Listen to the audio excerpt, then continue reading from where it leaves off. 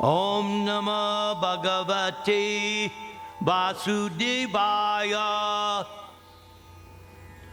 Anasuya, the wife of Atri Muni, gave birth to 3 very famous sons, whose names were Soma, Dattatreya, and Durvasa, who were partial representations of Lord Brahma, Lord Vishnu, and Lord Shiva.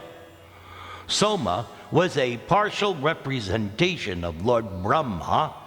Dattatreya was a partial representation of Lord Vishnu, and Durvasa was a partial representation of Lord Shiva. After hearing this, the Dura inquired from Maitreya, "My dear master, how is it that the 3 deities, Brahma, Vishnu, and Shiva, who are the creator, maintainer, and destroyer of the whole creation, became the offspring of the wife of Atri Muni?" O Vidura, when Lord Brahma ordered Atri Muni to create generations after marrying Anasuya, Atri Muni and his wife went to perform severe austerities in the valley of the mountain known as Riksha. In that mountain valley flows a river named Nirvindya. On the bank of that river are many Ashoka trees and other plants full of palasha flowers, and there is always the sweet sound of water flowing from a waterfall. The husband and wife reached that beautiful place. There, the great sage concentrated his mind by the yogic breathing exercises, and thereby controlling all attachment. He remained standing on one leg only, eating nothing but air, and stood there on one leg for 100 years. During this period, Atri Muni was thinking in this way: "May the Lord of the universe, of whom I have taken shelter, kindly be pleased to offer me a son exactly like him." It appears that the great sage Atri Muni had no specific idea of the Supreme Personality of Godhead.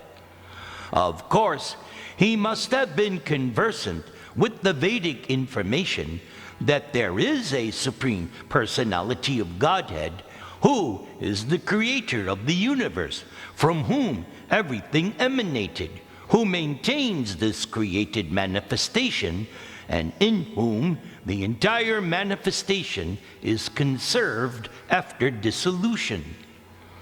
The Vedic mantras give us information of the Godhead. So, Atri Muni concentrated his mind upon the Supreme Personality of Godhead, even without knowing his name, just to beg from him a child exactly on his level. Atri Muni wanted a son exactly like the Lord, and therefore he is not supposed to have been a pure devotee, because he had a desire to be fulfilled, and that desire was material. Although he wanted a son exactly like the Supreme Personality of Godhead, his desire was material, because he did not want the personality of Godhead himself, but only a child exactly like him. If he had desired the Supreme Personality of Godhead as his child, then Atri would have been completely free of material desires, because he would have wanted the Supreme Absolute Truth. But because he wanted a similar child, then his desire was material. Thus, Atri Muni cannot be counted among pure devotees. While Atri Muni was engaged in these severe austerities, a blazing fire came out of his head by virtue of his breathing exercise, and that fire was seen by the three principal deities of the three worlds. And so at that time, the three deities approached the hermitage of Atri Muni, accompanied by the denizens of the heavenly planets, such as the celestial beauties, Gandharvas, Siddhas, Vidyadharas, and the Nagas. Thus they entered the ashram of the great sage, who had now become famous for his austerities. The sage was standing on one leg, but as soon as he saw that the three deities had appeared before him, he was so pleased to see them all together that despite great difficulty, he approached them on one leg. Thereafter, Atri Muni began to offer prayers to the three deities, who were seated on different carriers, namely a bull, a swan, and Garuda, and they held in their hands a drum, kusha grass, and a discus. The sage offered them his respects by falling down like a stick, dandavat. Atri Muni was greatly pleased to see that the three devatas were gracious towards him. His eyes were dazzled by the effulgence of their bodies, and therefore Atri closed his eyes for the time being. But since his heart was already attracted by the deities, somehow or other he gathered his senses, and with folded hands and sweet words began to offer prayers to the predominating deities of the universe. O Lord Brahma, O Lord Vishnu, O Lord Shiva, you have all divided yourself into three bodies by accepting the three modes of material nature, as you do in every millennium for the creation, maintenance, and dissolution of the cosmic manifestation. I offer my respectful obeisances unto all of you, and beg to inquire which of you I have called by my prayer. In other words, which one of you is supreme? I called for the Supreme Personality of Godhead, desiring a son like him, and I thought of him only. But although he is far beyond the mental speculation of any man, all three of you have come here. So kindly let me know how you have come, for I am greatly bewildered about this. O Vidura, upon hearing Atri Muni speak in that way, the three great deities smiled, and they replied in the following sweet words. O dear Brahmana, you are perfect in your determination, and therefore, as you have decided, so it will happen, and it will not happen otherwise. For we are all the same person upon whom you were meditating, and therefore we have all come to you. You will have sons who will represent a partial manifestation of our potency, and because we desire all good fortune for you, those sons will glorify your reputation throughout the world. And thus, while the couple looked on, the three deities, Brahma, Vishnu, and Maheshwara, disappeared from that place after bestowing upon Atri Muni the benediction. Thereafter, from the partial representation of Lord Brahma, Soma, the moon god, was born. From the partial representation of Lord Vishnu, the great mystic Dattatreya was born. And from the partial representation of Shankara, Shiva, Durvasa was born.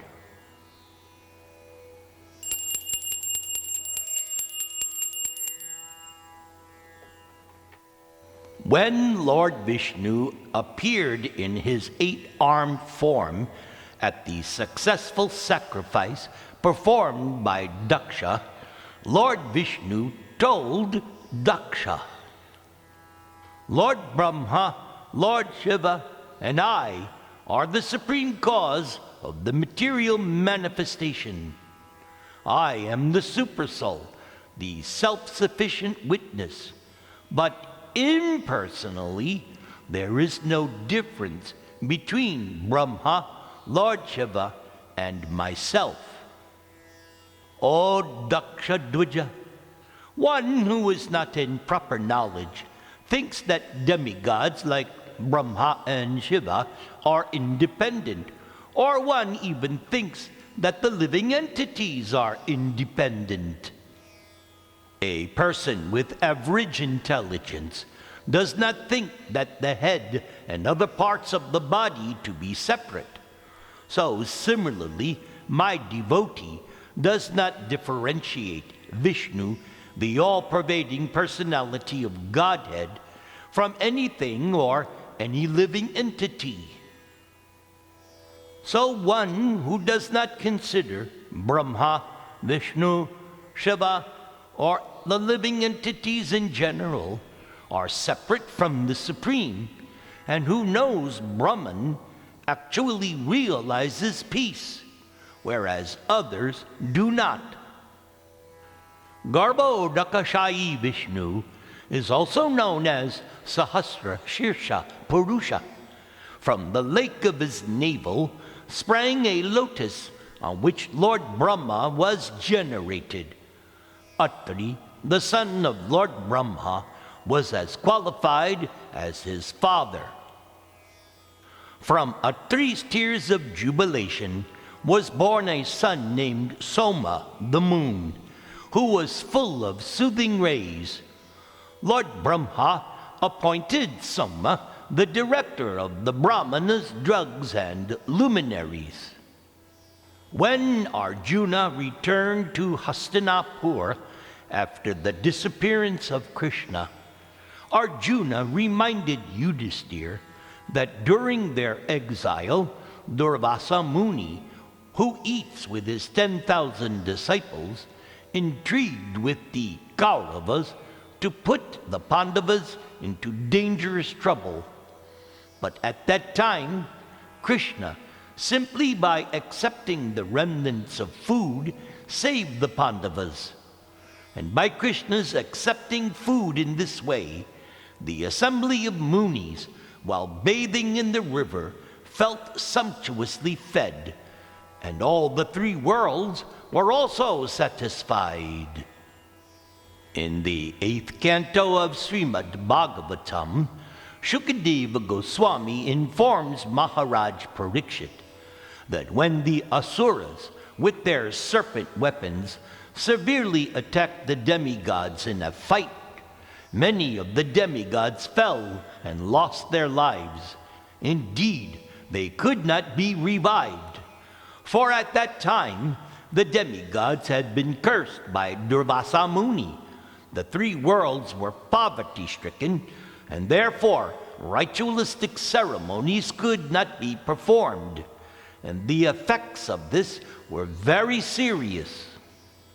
Once, while Durvasa Muni was passing on the road, he saw Indradeva on the back of his elephant, and Durvasa was pleased to offer Indra a garland from his own neck. Indra, however, being too much puffed up, took the garland and without respect for Durvasa Muni, placed it on the trunk of his carrier elephant. Being an animal, the elephant could not understand the value of the garland, and thus the elephant threw the garland between its legs and smashed it. Seeing this insulting behavior, Durvasa Muni immediately cursed Indra to become poverty-stricken, bereft of all material opulence. Thus, the demigods, afflicted on one side by fighting the demons, and on the other side by the curse of Durvasa Muni, the demigods lost all their material opulences throughout the three worlds. Srila Prabhupada writes that to be extremely opulent in materialistic advancement is sometimes very risky. The materially opulent person does not care about anyone and thus commits offenses even to great personalities such as devotees and great saints. This is the way of material opulence. As described by Shukadeva Goswami, dhana durmadandha. Too much wealth makes one blind. This happens even to Indra in his heavenly kingdom, so what to speak of others in this material world? When one is materially opulent, one should learn to be sober and well-behaved toward Vaishnavas and saintly persons. Otherwise, one will fall down. Once, when Durvasa was a guest at the house of Pritha's father, Kunti, Pritha satisfied Durvasa by rendering service. Therefore, she received a mystic power by which she could call any demigod. And just to examine the potency of this mystic power, the pious Kunti immediately called for Surya, the sun god. And as a result, Kunti gave birth to Karna.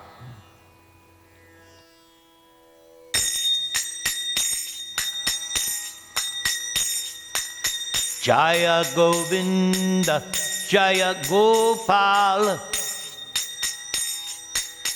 Keshava Madhava Dina Dayal. Dina Dayal Prabhu, Dina Dayal. Dina Dayal Prabhu, Dina Dayal. Shyama Sundara Kanaya Lal, Girivarat Hari Nanda Dulal. Nanda Dulal Prabhu, Nanda Dulal. Nanda Dulal Prabhu, Nanda Dulal. Achyut Keshava Sri Radha Madhava, Govinda Gopala Hari. Achyut Keshava Sri Radha Vallabha, Govinda Gopala Hari. Jaya Govinda, Jaya Gopal, Keshava Madhava Dina Dayal. Dina Dayal Prabhu, Dina Dayal. Dina Dayal Prabhu, Dina Dayal. Govinda Gopala Hari, Govinda Gopala Hari. Hari Haraye Namaha. Hari Haraye Namaha. Hare Krishna, Hare Krishna, Krishna Krishna, Hare Hare. Hare Rama, Hare Rama, Rama Rama, Hare Hare. Jaya Govinda, Jaya Gopal, Keshava Madhava Dina Dayal. Dina Dayal Prabhu, Dina Dayal. Dina Dayal Prabhu, Dina Dayal.